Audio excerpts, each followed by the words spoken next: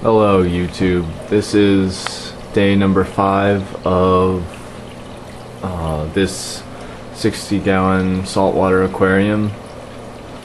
My last video, I think I only had the Vanuatu live rock, but in this video I have both the Vanuatu and Caribbean live rock, and I've aquascaped it like this with a few caves. Really big cave down here, some in there, around here. The pieces on the bottom are the Vanuatu, especially this huge piece right here, and then everything up top is the Caribbean. I think the Caribbean looks has a better like shape to it, but I think the Vanuatu has had more life on it. Except for these plants on the Caribbean live rock. So that's the live rock for you. I think I've had enough openings in here for water flow. I had to move my pumps all the way up to the top near the surface because they were pushing my sand bed around. And I actually don't have them set on full power, so oh well. I know there's supposed to be a lot of flow in an aquarium, but I don't want my sand to be pushed around. Maybe I'll mess with the positioning and play with that and see what happens. So yeah, it pushed a lot of sand back there. And already in the sand bed, I'm starting to see little wormholes. There's a lot more on this side. Some here.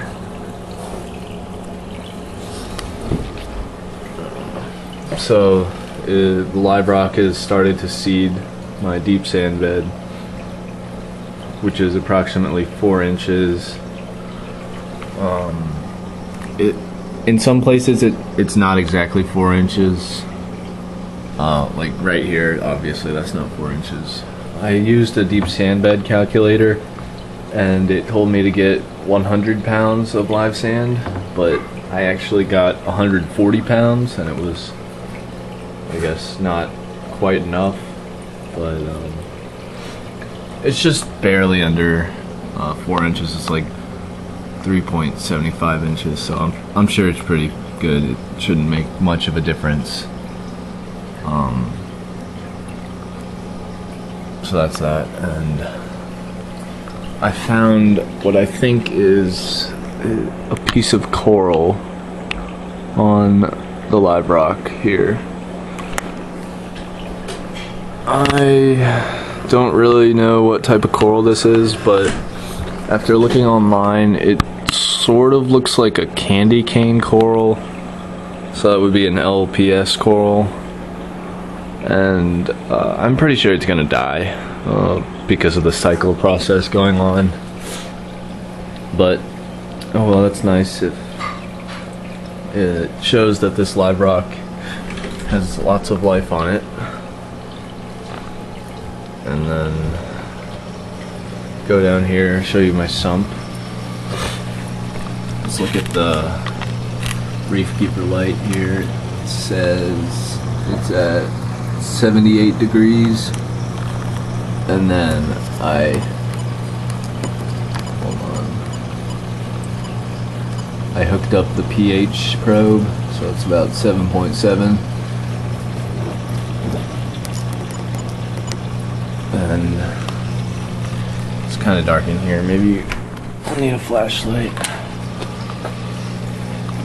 I put the rest of the like rubble live rock in here, which is a lot actually, and that bucket that was in the display tank in my last video, I just threw the crushed corally stuff down here, because this bucket, this something is only temporary, and I think, as I stated in my earlier videos, that once this tank has cycled, that my 30-gallon upstairs in my room I'm going to be using the tank, and I'm going to put it down here as a sump slash refugium. So yeah, this is only temporary. I'm going to remove a lot of this live rock, especially just the really small pieces and the crushed coral. But I think I might do that a little bit after the cycle, because I don't want detritus getting trapped down here, because the pieces are just so tiny, and of course the crushed coral at the bottom. We get a lot of detritus trapped in there, and my skimmer has been working so good for me. Like, I cannot tell you how good this skimmer is. Like, not until now have I actually found out that this skimmer is amazing. This is the SWC cone skimmer. Like, since I started adding the sand, it has been pulling out this muddy stuff I showed in an earlier video, and it pulled out, it cleared up this whole aquarium in a few days, and I've been having to clean out this skimmer every day, and this is the cleanest it's looked in a long time since I set this up.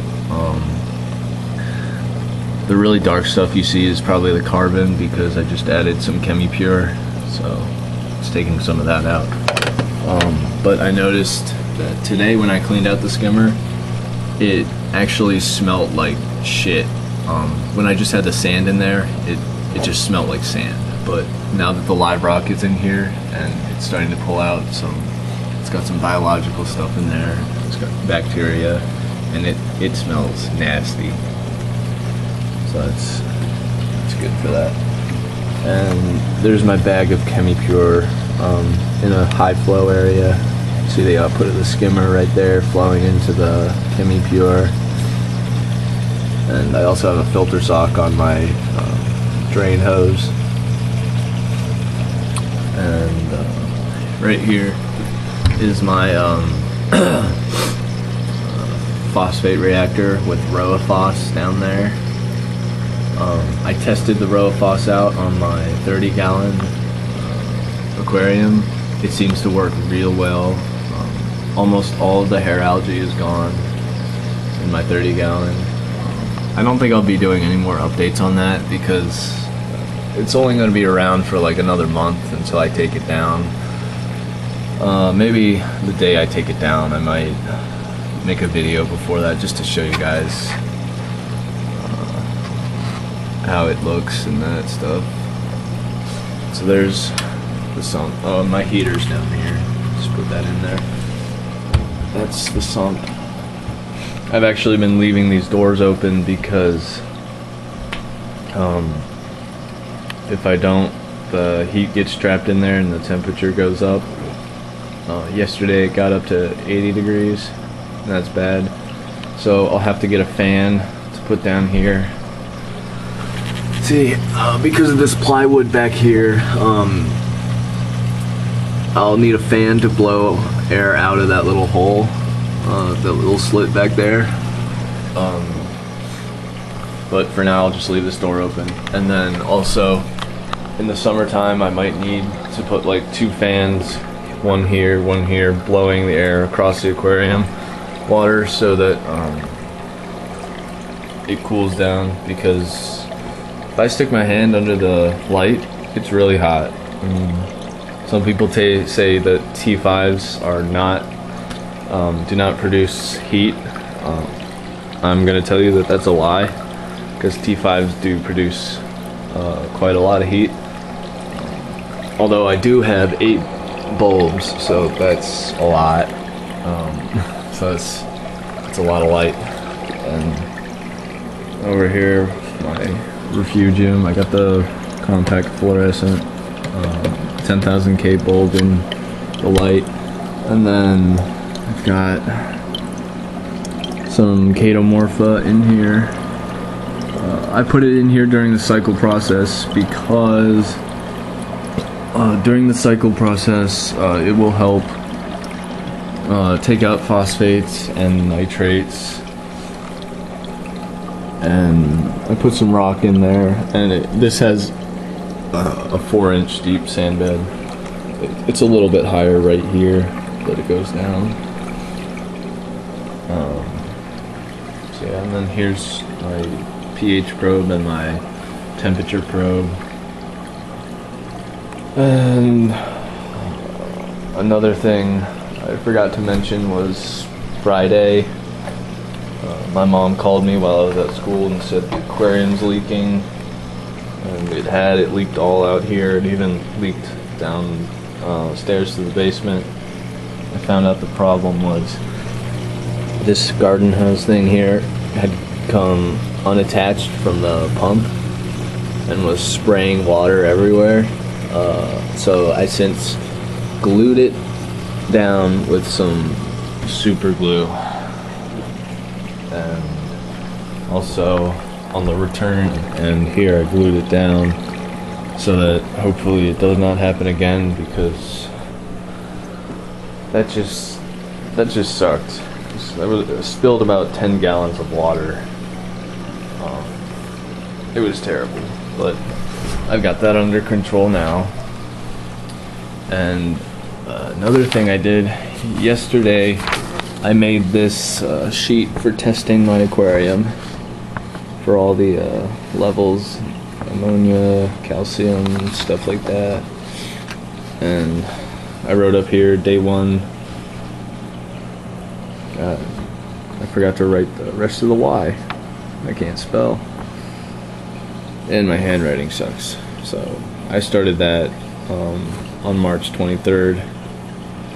And this date here is when I took when I tested the aquarium. And then here I've got it down here, all my measurements, everything. You can see ammonia is real high. That's part of the cycle process. There's my ammonia spike. I'm pretty sure it's higher than that because 8.0 was the highest level on my chart for testing it, so pretty sure it's higher than that. And so yeah, we're gonna see how this tank progresses, and I will be testing my aquarium probably twice a week to get to know my aquarium well, because right now it's a new aquarium. Things are changing.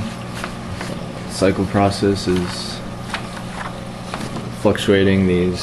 Ammonia is real high right now, so everything's different, and I have to get to know my aquarium. And by testing my aquarium twice a week, I'll be able to see gradual changes over time, so that I can know sort of in what direction my aquarium's going. If it's I don't know, I start to get some phosphates here.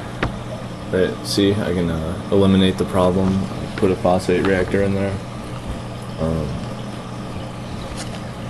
So yeah, if you test your aquarium more often, you know what's going on, and you'll be able to prevent disasters from happening. So yeah, that's my update. Alright, thanks for watching. Comment, rate, subscribe, do whatever you want.